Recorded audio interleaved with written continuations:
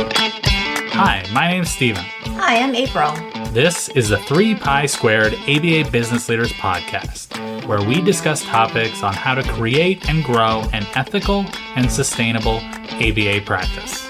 Together, Steven and I owned a 7-figure ABYay practice that provided both clinic and in-home services. 3 Pi Squared has helped over 900 ABYay practices start up and expand with our comprehensive products and services geared specifically to ABYay. Now, let's get to the podcast.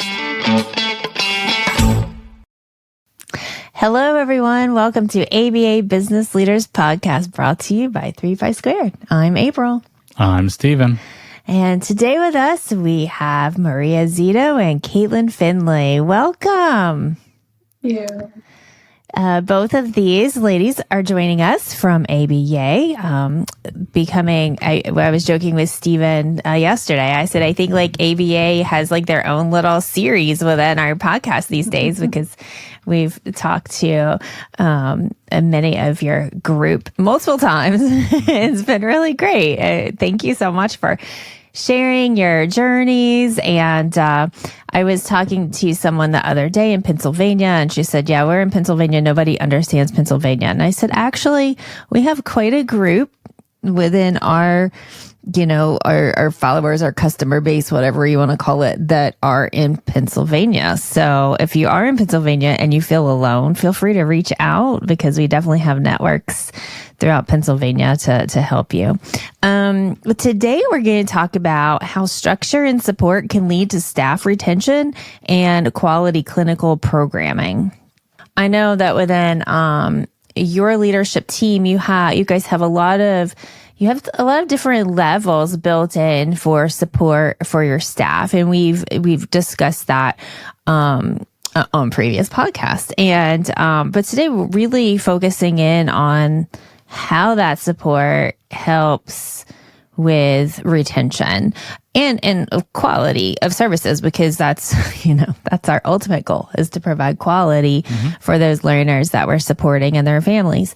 When we did our I Hate My Job series and as we continue to talk about how we can support our staff or how can we reduce turnover, and the answer is always treat our staff better, right. So I'm super excited about this conversation. And I know that you guys had sent over a list of all the things that you focus on to help provide that structure, and those I'm sure like procedures and what you put in place to be able to provide support, because it's easy enough to be like, support your staff, but what does that look like? I can jump into those check-ins because I feel like those check-ins sort of lead to everything else that we have. So we have regularly scheduled check-ins with each of the supervisors. So we pretty much have a set time each week that I am meeting with them. And then as I am meeting with them, we just get to go over different items, anything that they need to wind up kicking back to me for anything of just, this is sort of happening right now with this client, and we can talk through it. And in being able to hold these check-ins, it has really helped to create that rapport and those relationships with all of our supervisors. And it really helps to open that door for them to reach out whenever they need it. And it's not one of those scenarios where it's like, okay, I'll touch base in our next clinical meeting that we have once a month. It'll be like, all right, I'm going to send Caitlyn or Maria a quick text. Hey, I've got this problem that has popped up. Can I give you a call? So implementing those check-in meetings has definitely been a really big game changer in building those relationships with all of our supervisors. And then Maria's working on popping into some of those as well. So then they're even then doubly supported within those. All right. Yeah. So I think that check-in meetings are so vital. And like you said, it's also in the way that you go about doing your check-in meetings. How do you guys find how is your team? How are they responding to these meetings? What kind of feedback are you getting? And because I mean, some people may be worried about starting something like this, thinking that, are people going to feel weird about this, or is this too much, or I'll say I know from all of our supervisors, we've gotten a lot of great feedback from it. They love joining them each week. They love that they've got that opportunity to, hey, I can kick this back right in that meeting. And I haven't really come across like a supervisor that's not willing to want to share what's going on. They are all very, very open within those meetings of like, okay, I have this client concern. I have this parent concern. I have this RBT concern. And they're just very open within those meetings. And so they've just been giving great feedback about those. I know we had recently done a survey just within our own company, and they all gave like a 5-star rating of feeling supported from those meetings that we're having with them. That is really great. It's great to check in and get that feedback and have that data to support it, to for you guys to receive reinforcement on that as well. Cause it's not always easy to put in all of these extra supports, right? Especially if it's not under that billable category, right? It makes it a little bit more challenging. But I'm going to pause here. I just was so excited about talking to you guys about this topic, and that I just jumped right in. And I know that you guys have been on the podcast, but I didn't give you guys a chance to introduce yourselves for those who may not be familiar with you, at least to understand in what capacity, what role you play within your company. So if you guys want to tell us just a little bit about your role within the company, that would be excellent. So I'm Maria. I'm the program director of ABYay. We are a smaller home-based ABYay company in central PA. I've been with the company for about 5 years, a little over 5 years. Started as a BCBA when we had 2, maybe 3 supervisors and just kind of just starting out.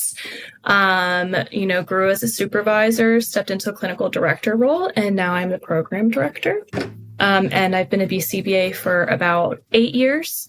Previously worked in home-based services before, and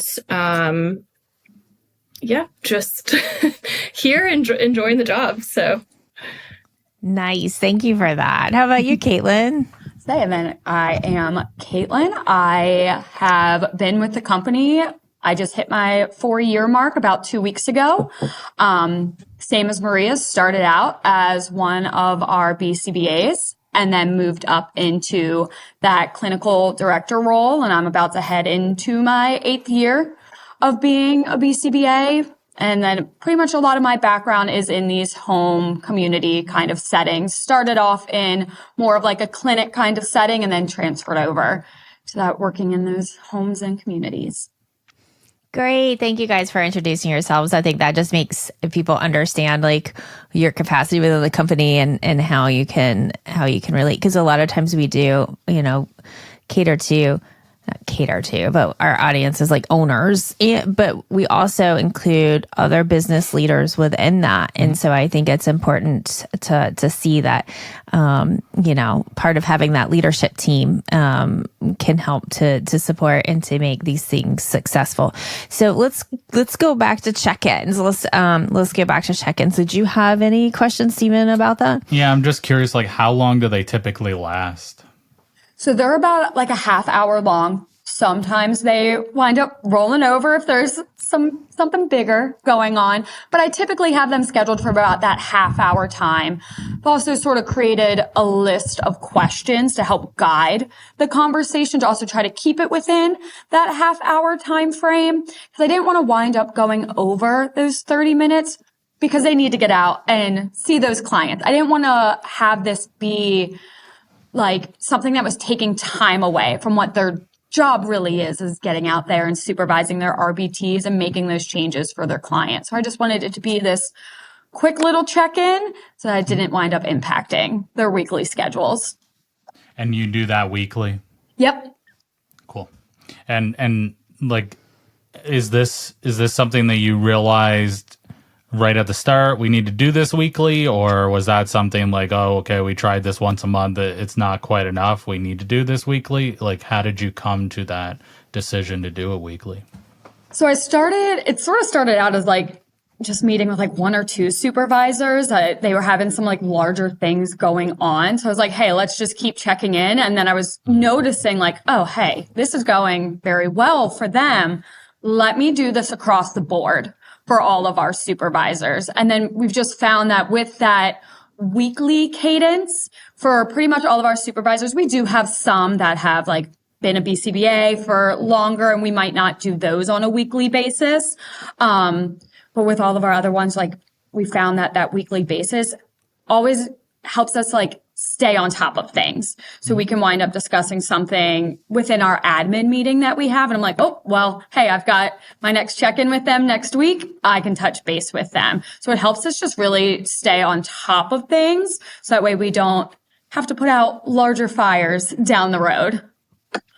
Yeah, totally. It's like little and often, right? I find if you're waiting until the 6-month evaluation to lay out all of your grievances, probably not going to be a good conversation, right? It's going to be defensive and feel like you're being attacked. So, yeah, I would assume that having it weekly, you can really, get deep into the weeds if you need to, and they feel supported and they feel like they can come to you about smaller issues, I assume, right?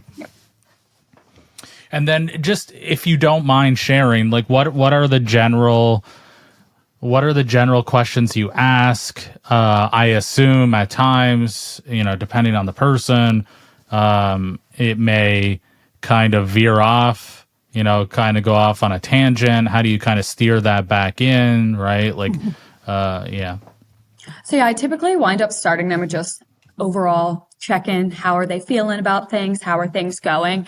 And then the two biggest questions that I really try to hit on within those meetings is, do you have any concerns with anything going on with clients currently? And then do you have any concerns of any of your staff currently?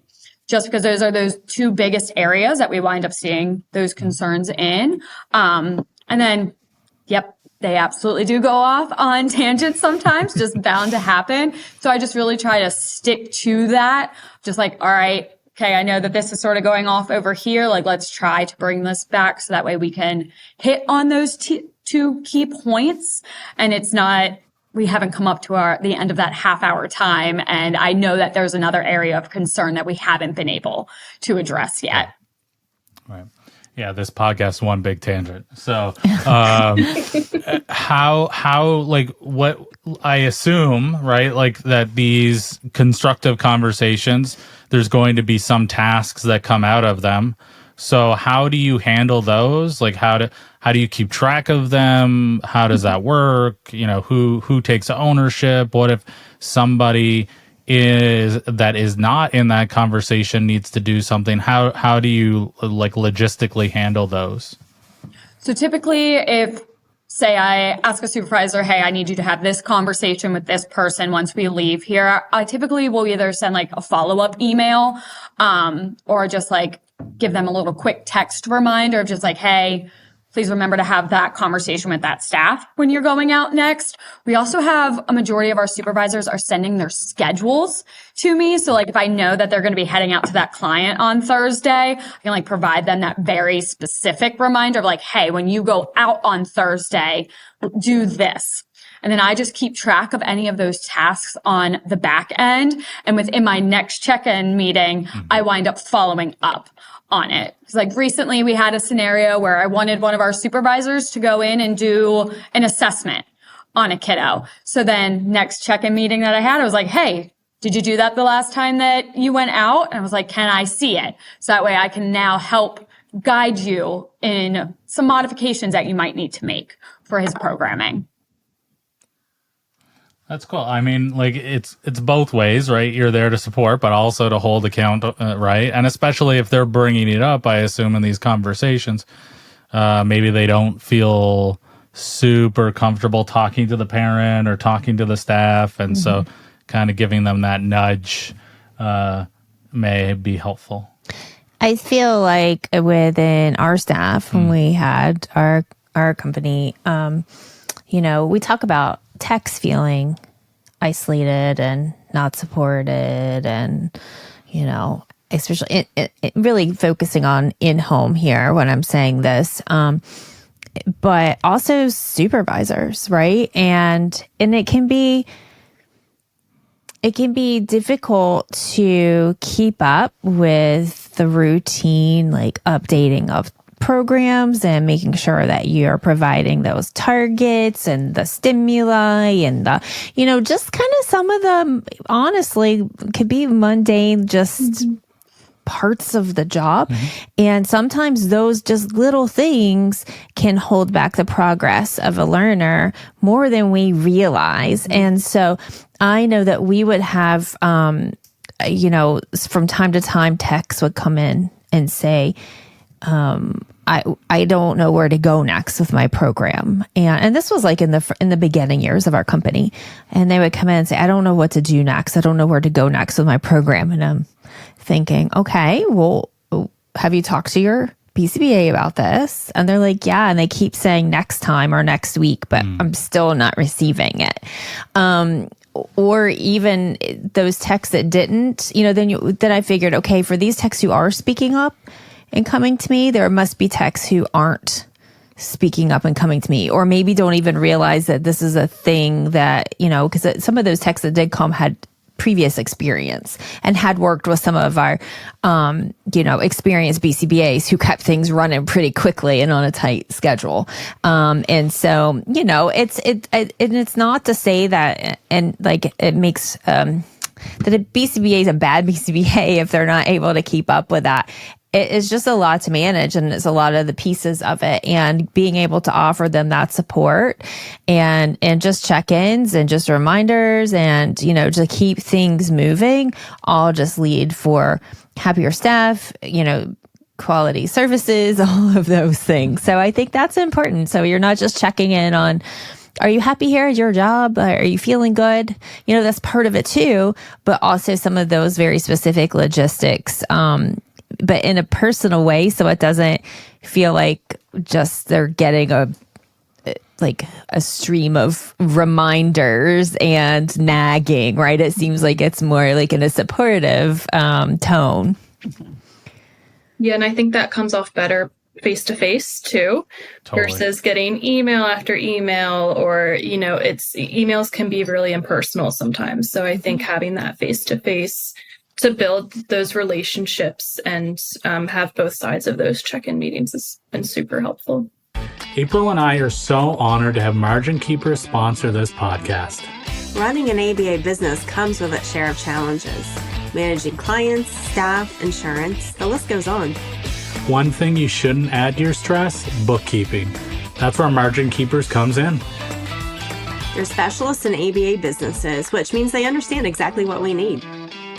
With Margin Keepers handling your finances, you can focus on what really matters, your clients and your practice's growth. They're more than just bookkeepers, they're lifesavers in the financial world of ABYay. So for peace of mind and expert financial management, turn to Margin Keepers. It's a decision that will lift a weight off of your shoulders. Check out Margin Keepers at www.marginkeepers.com and see how they can help your business thrive.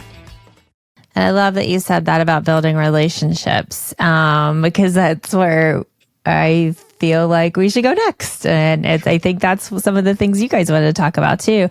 So how do you create those relationships and trust amongst staff of all levels within your company?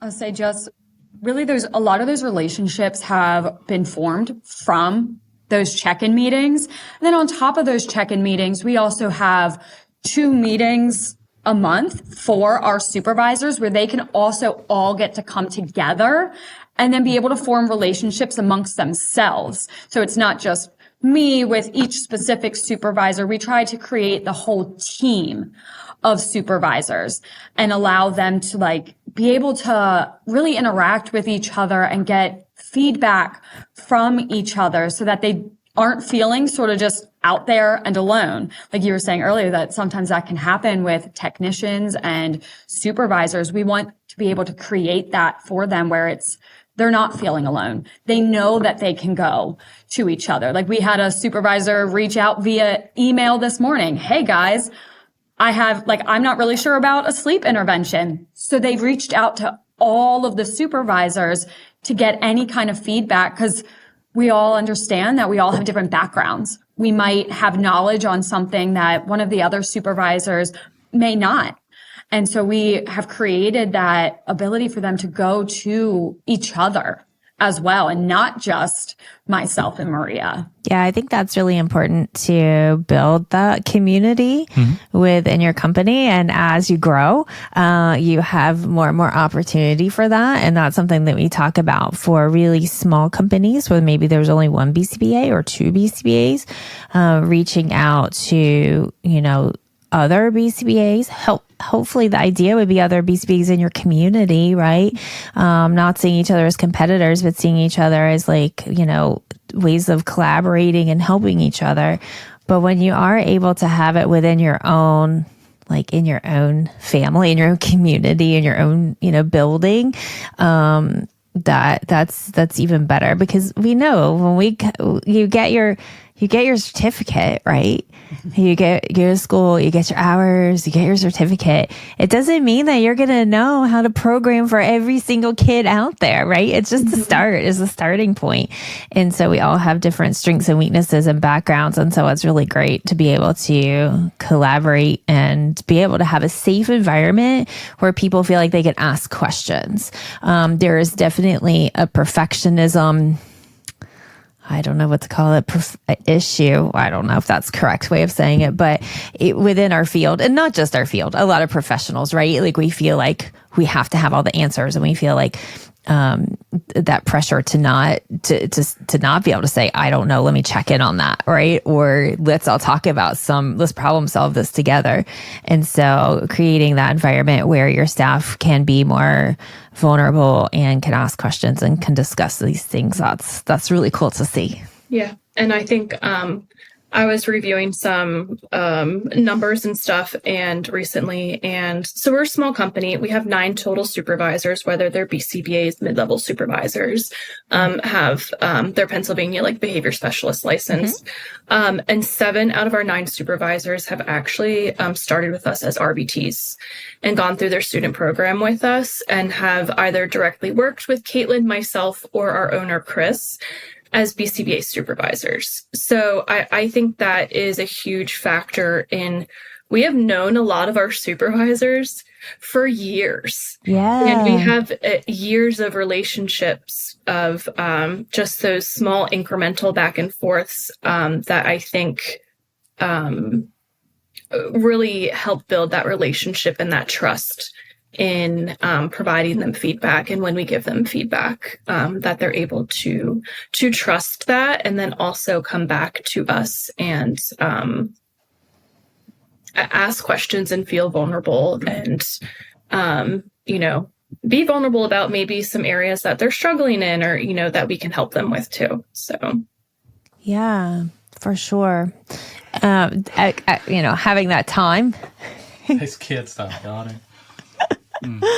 Having that those years together definitely helps too. But it also says something about the culture that you guys have there, the fact that you do have the same staff for years and years, and that they've grown. There are some professionals that have grown up just within your company.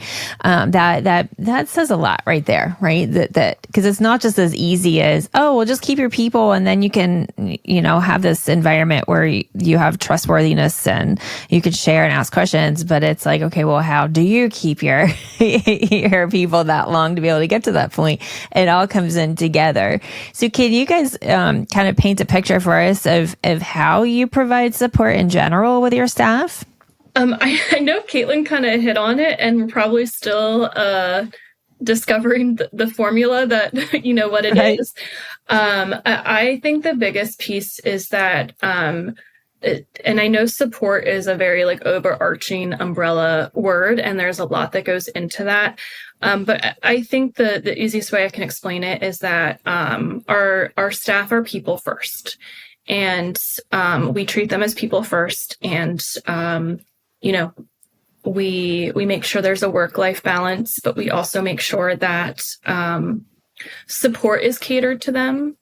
Even as if they're going through the ABA student phases, we have different phases, and it's all self-paced. We could have 2 supervisors start school in their grad program at the same time, and one of them goes through it faster and one of them goes through it at, a slower pace, because that's what matches what their needs are. I think the relationships that we've built make our staff feel comfortable to talk to their supervisors and talk to the leadership about where they're struggling, where can we step in, where, we've done that before, where we've had to step in, we've had to, backtrack on certain things depending on where that supervisor was at. But I think it comes back to, it's not just a workplace. We have created a culture where our staff fully feel supported, and they feel comfortable coming to leadership, and then we can implement changes to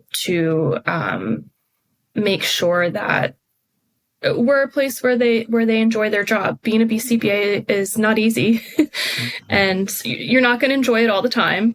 But I think our goal is we want to help kids, and we want to make meaningful differences, and we also want to make sure our staff are happy doing that majority of the time. So, but I know that was kind of like a big answer there, but I don't know that there is one answer to it. And I think we're still navigating it as we grow and implement different things, and what works and what doesn't work. So, yeah, I think that's the key right there is, wow, it's ongoing. it's continuous. But yeah, we don't have a formula or the answers. Maybe if you did, I would be questioning, okay, do you have that flexibility if you get a new staff member who needs different, has different needs, or, so absolutely, it's being able to support in a way that, to show up for each individual, and at the same time, support the team together. Yeah, I mean, the way I see it, I think, is there's humility there that you can say, hey, we don't have all the answers, but we're going to work with you as best we can, and we're willing to learn.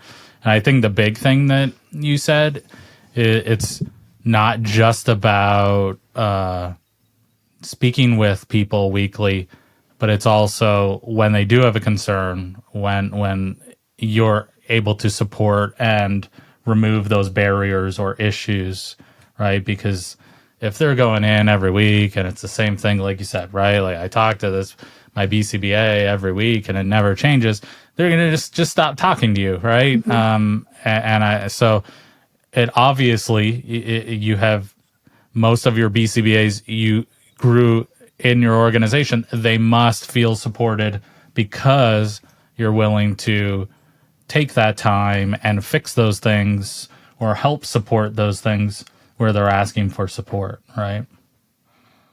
That takes a lot of work, right? I assume, right? Yeah. No, they have a magic wand. But they're not going to sell it to anyone. They're not going to sell it. Yeah. No, that's not theirs forever. That's not fair.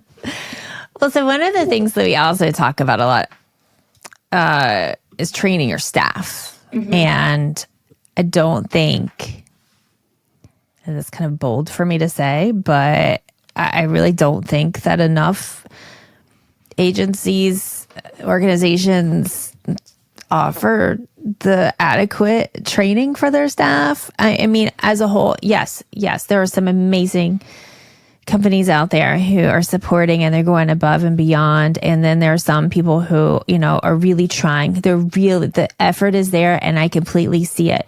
But it takes money. Mm-hmm. It takes time. It takes kind of breaking outside of maybe the norm of how we've always done it. Mm-hmm. And I also feel like training and support, there are a lot of overlap in the two. Because I think if we did just throw random trainings out at staff or, gave them, opportunity to log in on some CEU base and just take as many courses, as much training as they want, but then it stops there and it's not bringing it back and supporting them with how to apply what they learned and how to to be able to ask questions. Okay, I had this training and I have this kid. I feel like I feel like what I learned in this training could work for this kid, but I have no idea where to even start.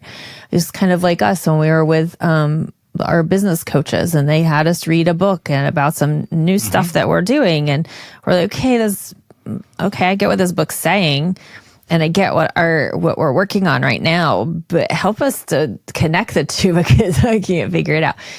So what do you guys, what does your training look like? And by training, I don't mean like such black and white meaning of training. It can be, but like training can be so many different things. And so I just would like to have that conversation about how do you train your staff and what does that look like? We have implemented what we call a skills group meeting, and it's once a month. And within that meeting, we will wind up training them on a topic within the field. When we first started out with it, we pulled it from a lot of those things that supervisors were kicking back to us for some extra feedback on. So we were like, all right, this is where we're really going to start with. So I know like a few of our first ones were a lot about like caregiver training, how to conduct that, because that was a lot of kickback that we were getting at that point in time that they needed some additional support on. So we rolled it into a training. So we meet with them for about an hour and just really cover some of those topics that they have brought to us. And then also we are currently in the process of like sending them out a survey to identify areas that they want to be trained in. So it's not just this training where we're finding ourselves like talking at them. Right. And they are just sort of zombies in the background, not listening to us. We want them to want to learn more about that topic, a topic that's very interesting to them and not something that we just pulled out of thin air that's not going to be important for them out in the field. So we're working on gathering that information from them so we can make sure that we're meeting their needs in areas that they want to be trained in. Yeah, that's super important to have some level of motivation and interest in the trainings themselves. Yeah. Of course, yeah, there's those policy procedure kind of trainings and stuff that just have to happen. Like you said, Maria, like you're not going to be happy and enjoy your job every second of your job. But ultimately, it sounds like you're fostering what am I trying to say? Like you're fostering that desire that is part of the community, right? Mm-hmm. Is like learning together is also part of what we do here. And it seems like it just kind of fits naturally within your culture. Mm-hmm. Yeah. And we also try to do peer-to-peer training too. Mm. So I know recently we had a newer to us supervisor who didn't quite understand how to implement the peak training. They did like the online course, but obviously that needs some hands-on. And we had another BCBA who has a lot of experience in implementing, and we had her go on site with her and, model and give feedback on how to give the assessment and how to run programs and, how to teach the RBT, how to run the programs and stuff like that. So I think that's also important for them to, they get a little bit of time together, they get to know each other, see a different case while also, sharing knowledge with each other. Yeah. Yeah, that's super important. Are there any barriers that you guys have identified to check-ins and support and trainings? A lot that we've talked about. Have there been any barriers along the way that you've had to kind of problem solve? How to get around those?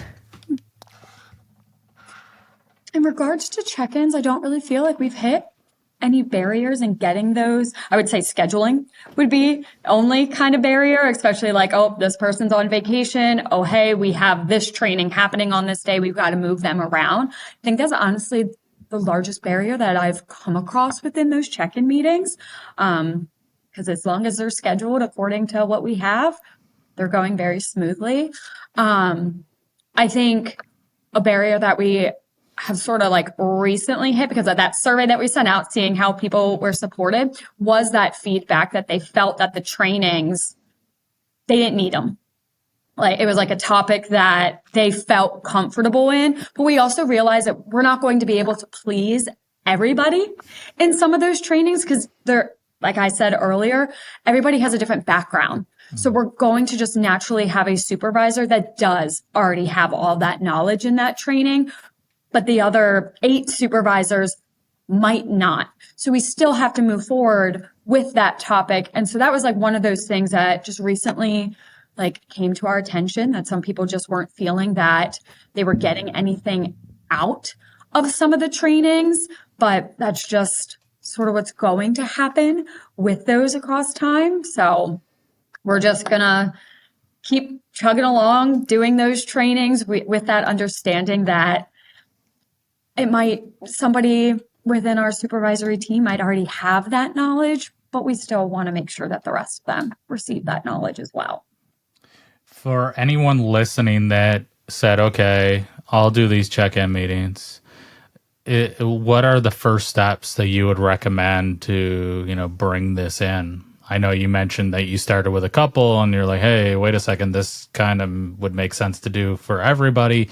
Is there any way that you would recommend, with hindsight being 2020, that you would do it differently, or you would start with a different way? I'd say definitely starting off with like some of those newer BCBAs, especially if you've got supervisors coming to you from other companies that didn't wind up growing through your company because their hours could have looked completely different than the supervisors that came up through our company. So definitely some of those newer supervisors. I've found that just starting those check-ins right off the bat with supervisors that come to us from other companies has definitely helped because there's so much to learn when you're new to a company. You've got the policies being thrown at you, a different way of doing things being thrown at you, different ways of writing a treatment plan. Those weekly check-ins have really, with those newer staff to us, help be able to build up their skill set that matches up with what we're doing within our company. Yeah, that makes it like it's something that I have to do for myself all the time, is just remember that just because you're a BCBA does not mean you're a supervisor. Like those are two different things. And you may be a great BCBA and not want anything to do with supervising people. So, but for some reason, it's just this BCBA is synonymous with supervisor, right? Like it's just been hammered into my head forever, I think. And so that's something that I have to, that they also need supervision, right? It's not, they're not going to start and know everything, like you said, right? And I think that's important that you provide that support and supervision. Yeah, absolutely. Well, I think this is a great place to pause. And if you want to hear more, you can listen to part two. Okay. So we do have a few more things that we're going to chat about, and we have a little bit more time to chat. So join us next time for part 2 with Maria and Caitlyn. And we're going to talk a little bit more about clinical pieces and how to give clear feedback, make sure that you're managing those caseloads in ethical and supportive way. Okay. So thanks so much for joining us today, and we will see you next week. Bye-bye. Thank you for listening to our podcast. Hopefully it was helpful. If you would like to gain access to this entire video, and actually our entire library of videos, please join our ABYay Business Leaders membership. You can find that at www.3pisquare.com.